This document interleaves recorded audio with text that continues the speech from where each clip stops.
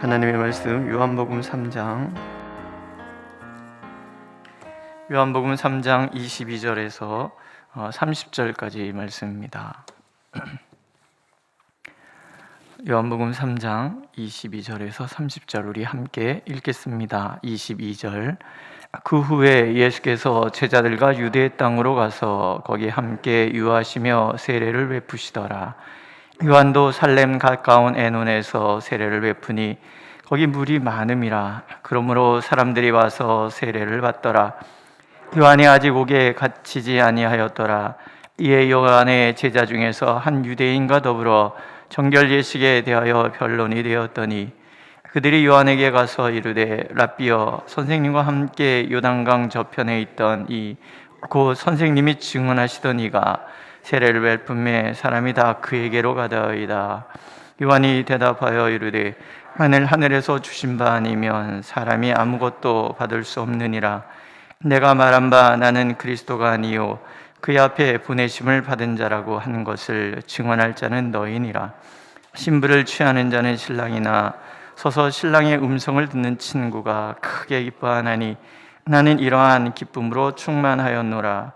그는 흥하여야 하겠고 나는 쇠하여야 하리라 하니라.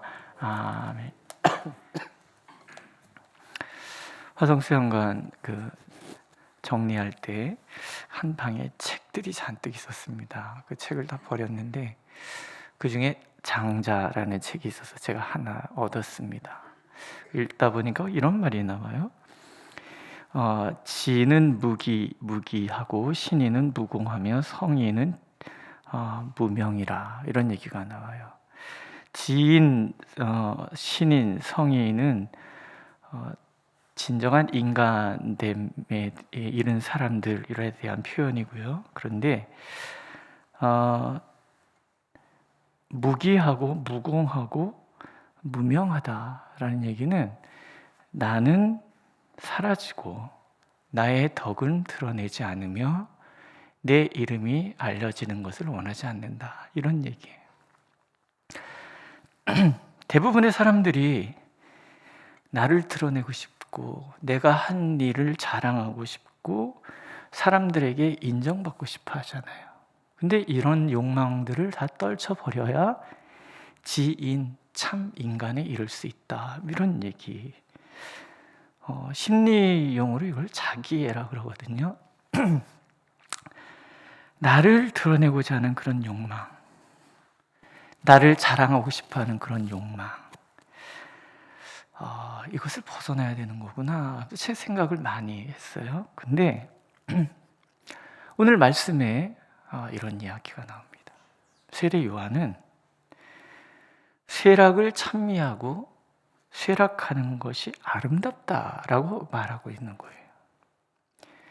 예수님과 제자들이 유대 땅에서 세례를 베푸시고 세례 요한도 살렘 가까운 에논이라는 곳에서 세례를 베풀고 있어요. 근데 세례 요한에게 세례를 받으러 오는 사람들보다 예수께 가서 세례를 받으려는 사람이 더 많아지는 것 같아요. 한 제자가 유대인과 더불어 정결 예식에 대해서 변론이 있었다 그러는데 아마도 정결에 대한 변론보다는 그 예의에 대한 변론이 아니었겠나, 이런 생각이 듭니다. 이제 이 제자가 세례 요한에게 찾아와서 한 말을 한번 보세요. 그가 이런 얘기를 하거든요. 요단강 저편에 있더니 선생님이 증언하더니 예수님의 이름을 부르지 않아요. 그러니까 뭔가 이 사람 제자의 마음이 되게 불편했다라는 것을 알 수 있잖아요. 스승은 선생님인데 왜 제자한테 사람들이 가서 세례를 더 많이 받느냐, 옳지 않은 거 아니냐, 이제 이런 마음으로 이제 세례 요한에게 이야기를 꺼낸 거예요. 그런데 세례 요한이 이런 얘기를 하잖아요. 나는 그리스도가 아니요 그의 앞에 보내심을 받은 자라고 증거할 자는 너희라. 신부를 취하는 자는 신랑이나 서서 신랑의 음성을 듣는 친구가 크게 기뻐하나니 나는 이러한 기쁨이 충만하여노라. 그는 흥하여야 하겠고 나는 쇠하여야 하리라. 세례 요한이 얼마나 하나님 중심의 삶을 살았는가 하는 것을 우리가 알 수 있는 그런 대목입니다. 하나님께서는 이 말씀을 통해서 우리가 진정 예수 그리스도의 영성에 이르는 것이 무엇인가 하는 것을, 하나님 기뻐하시는 영성이 무엇인가 하는 것을 우리에게 가르쳐 주십니다. 첫 번째, 참된 영성이란 내가 누구인지 나의 사명이 무엇인지를 정확히 아는 것이라. 이걸 잘 모르면 우리는 자꾸 경계를 침범하게 돼요. 내 역할과 내 역할을 구분하지 못하고 내가 멈춰야 될 자리와 내가 나서야 될 자리를 구분하지 못하게 된단 말이죠. 많은 사람들이 세례 요한을 찾아왔어요. 수많은 사람들이 요한의 말을 듣고 회개를 했고요. 오죽하면 예루살렘의 지도자들이 네가 메시아냐라고 얘기할 정도로 많은 사람이 세례 요한을 따랐습니다. 근데 그는 그 인기에 조금도 요동하지 않아요. 나는 그리스도가 아니다. 나는 그의 앞에 보내심을 받은 자다. 라는 분명한 자기 인식을 가지고 있는 거예요. 나는, 내 사명은 주님을 드러내고는 사라지는 사람이다. 이게 자기 역할이라는 거예요. 메시아 증후군이라는 말이 있잖아요. 나 아니면 안 된다라는 사고를 말하죠. 근데 나 아니면 안 된다는 사고의 그 진짜 속마음은 뭘까라고 생각을 해봤는데요. 결국 그게 나를 드러내고 싶고 내 업적을 자랑하고 싶고 사람들에게 인정받고 싶어하는 그 욕망이 아니겠는가, 그런 생각이 드는 거예요. 결국 자신도 그간의 공도 사라지고 추한 이름으로만 남게 되는 것, 이게 메시아 증후군이라는 거예요. 교회 안팎에 이런 일들이 얼마나 많이 있습니까? 많은 사람들이, 우리가 하는 일은 다 하나님의 은혜잖아요. 은혜로 일을 해놓고서는 그것이 자기 공인 양 그 기득권을 놓지 못해서 아둥바둥 되다가 요즘도 자꾸 추락해가는 이름들이 얼마나 많습니까? 교만이거든요. 교만은 몰락의 지름길이잖아요. 사단의 몰락, 아담의 몰락이 결국은 이 교만인 거예요. 원죄죠. 원죄. 나를 드러내고자 하는 자기애적 욕망. 그러나 요한은 분명히 말합니다. 나는 그리스도가 아니며 그 앞에 보내심을 받은 자일 뿐이다. 하나님은 내 역할이 무엇인지를 분명히 알기를 원하시는 거예요. 나는 그저 주님의 종일 뿐이고 우리의 사명은 그저 주님만 드러내면 되는 거라는 거죠. 여기에 이르는 것이 참된 영성이다라는 거예요. 두 번째, 참된 영성은 무엇이 참된 기쁨인지를 아는 거예요. 세례 요한은 이렇게 비유로 얘기하잖아요. 신부를 취하는 자는 신랑이나 서서 신랑의 음성을 듣는 친구가 크게 기뻐하나니 나는 이러한 기쁨이 충만하였노라. 유대인의 잔치를 배경하고 있죠. 신부 집에서 잔치를 다 벌이고 있으면 이제 신랑이 딱 오는 거예요. 그럼 이제 들러리가 먼저 앞에 와서는 이제 신랑이 오는 것을 기다리고 있는 거죠. 신랑이 나타나면 이 들러리는 보라! 오늘의 주인공 신랑이도다! 이러고 사라지는 거예요. 가장 친한 친구가 일을 한다는 거죠. 내 친구가 지금 장가를 간단 말이에요. 얼마나 좋으냐는 얘기죠. 그래서 주인공 소개하고 탁 사라지는. 세례 요한은 자신이 그 기쁨에 사로잡혀 있다는 거예요. 예수님이 주인공이기 때문에 이분 소개하고 사라지는 그 기쁨, 너무나 사랑하기 때문에 이분이 드러나는 것으로 만족하는 그 기쁨에 나는 사로잡혀 있다. 근데 이게 참된 영성이라는 거예요. 사촌이 땅을 사면 배가 부다라는 말이 있잖아요. 근데 어쩌면 이 말은 인간의 본성을 꿰뚫는 말이 아닐까, 그런 생각이 들어요. 내가 주인공 되지 않아도 괜찮다. 주님만 주인공 되면 괜찮다. 사실 이 마음이 쉽게 드는 것은 아니지 않습니까? 남들 주인공으로 내세우고 나는 쓱 사라지는 거 좋아하는 사람이 몇 되겠습니까? 그런데 세례 요한은 이 기쁨에 취해 있는 거예요. 세상 죄를 지고 가는 하나님의 어린 양. 예수의 사명이 무엇인지를 알고 자신의 사명이 무엇인지를 알아요. 이분 때문에 온 인류가 구원받을 것이고 하나님의 창세전부터 계획하셨던 그 놀라운 계획이 이분을 통해서 이루어질 것이라는 이 기쁨, 이 감격. 세례 요한은 이 감격이 너무 커서 내가 사라지는 것이 조금도 섭섭하지 않다라는 거예요. 오늘 우리가 하나님 앞에서 가져야 될 마음이잖아요. 내가 신랑 되고 싶은 마음, 내가 주인공 되고 싶은 마음이 있으면 섭섭해 줍니다. 남이 나를 알아주지 않을 때 실망하고 좌절하게 되잖아요.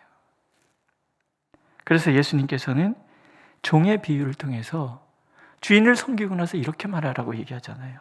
우리는 무익한 종이라 우리가 하여야 할 일을 한 것뿐입니다. 나를 드러내고자 하는 욕망, 인정받고자 하는 욕망을 이겨낼 때 우리는 진정한 기쁨에 이를 수 있고 내가 하나님의 참 제자라는 것, 하나님은 그것을 우리가 알게 될 것이다 약속하고 계십니다. 세 번째는 나는 사라지고 주님의 영광만 드러내는 것. 그는 흥하여야 하겠고 나는 쇠하여야 하리라 하잖아요. 이걸 어떤 목사님은 쇠락의 영성이다 라고 얘기를 했어요. 요한은 하나님 앞에서는 쇠락도 아름다운 것이라고 찬미하고 있는 거예요. 기꺼이 주인공의 자리에서 내려설 수 있는 마음, 기꺼이 중심에서 변방으로 밀려날 수 있는 용기, 나는 모두 사라지고 오로지 주님의 영광만을 드러내고자 하는 겸손, 이것이 영성이라는 거죠. 각광받던 무대에서 내려와 사라지고 잊혀지는 것, 약해질 때 약해질 수 있는 것이 기독교 영성이라 그런 뜻입니다. 사도 요한은 세례 요한의 이 이야기를 세례 요한은 사라져야 될 존재라고 깎아내리기 위해서 얘기하는 것이 아니에요. 부탁을 받았잖아요. 만일 하늘에서 주신 바 아니면 사람이 아무것도 받을 수 없다. 내가 말한 바 나는 그리스도가 아니요 그 앞에 보내심을 받은 자라고 한 것을 증언할 자는 너희니라.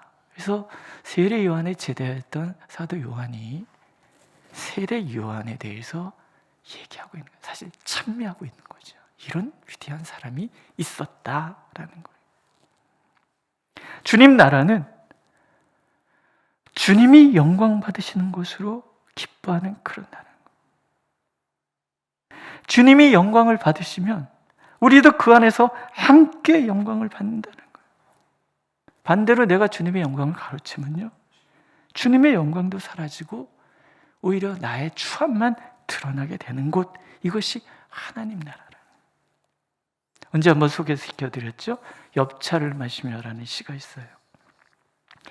언제나 중요한 존재는 아니었다. 그렇다고 무엇이 데려다만 무엇은 아니다. 나도 그분이 주신 내 이름이 있다. 먼저 와서 그분 오시는 길 마련해 놓고 그분 위에 사라지면 된다. 그 누구도 나를 찾아오지는 않았다. 그 누구도 나를 부르지는 않았다. 다만 그분을 기다리며 나를 만났을 뿐이다. 그럼에도 나는 언제나 행복했었다. 그분과 비교할 수는 없어도 그분 위에 살아왔다는 이유로. 언제나 중요한 존재는 아니었다. 겸손이죠. 그럼에도 나는 언제나 행복했었다. 그분과 비교할 수는 없어도 그분 위에 살아왔다는 이유로. 고훈 목사님의 시거든요. 그래서 이 시를 읽을 때마다 이분의 영성에 대해서 자꾸 생각을 하게 돼요. 근데 오늘 우리가 그렇다는 거죠.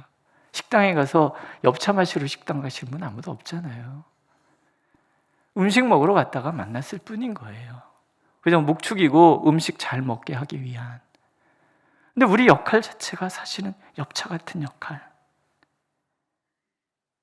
이 역할에 충실했더니 예수님께서 세례 요한을 뭐라고 칭찬하십니까?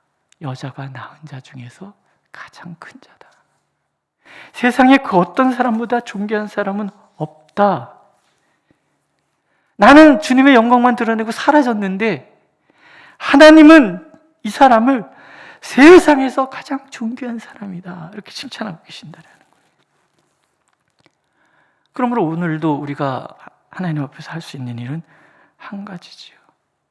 내 이름도 내 존재도 드러내지 않고 사라지는 것, 그리고 그것을 기쁨으로 하는 것, 무익한 종이라 우리의 하여야 할 일을 한 것뿐입니다. 이것이 우리의 유일한 말이 되는 것.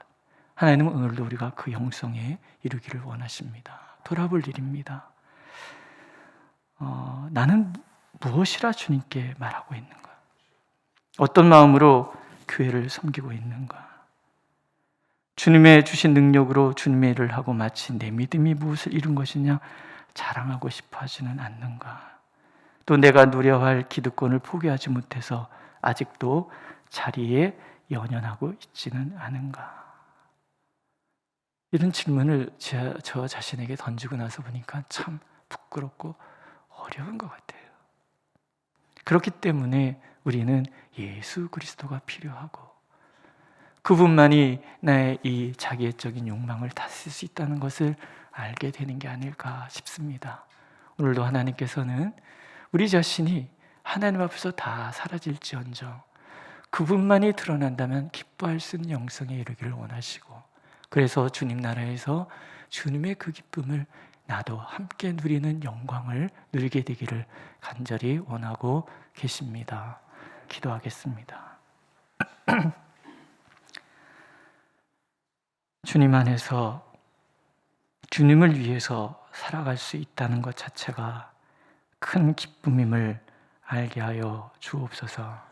세상 사람도 내가 사라지고 내가 이룬 공을 자랑하지 않고 또 내 이름이 알려지지 않은 것이 진정한 자아를 찾는 길이라고 말하는데, 주님 안에 있는 우리는 어찌 살고 있는지 주여, 오직 주님만을 드러내는 진정한 영성에 이르도록 우리에게 은혜를 베풀어 주옵소서. 예수님의 이름으로 기도드렸습니다. 아멘. 하늘에 계신 우리 아버지, 아버지의 이름을 거룩하게 하시며 아버지의 나라가 오게 하시며 아버지의 뜻이 하늘에서와 같이 땅에서도 이루어지게 하소서. 오늘 우리에게 일용할 양식을 주시고 우리가 우리에게 잘못한 사람을 용서해 준 것 같이 우리 죄를 용서해 주시고 우리를 시험에 빠지지 않게 하시고 악에서 구하소서. 나라와 권능과 영광이 영원히 주님의 것입니다. 아멘.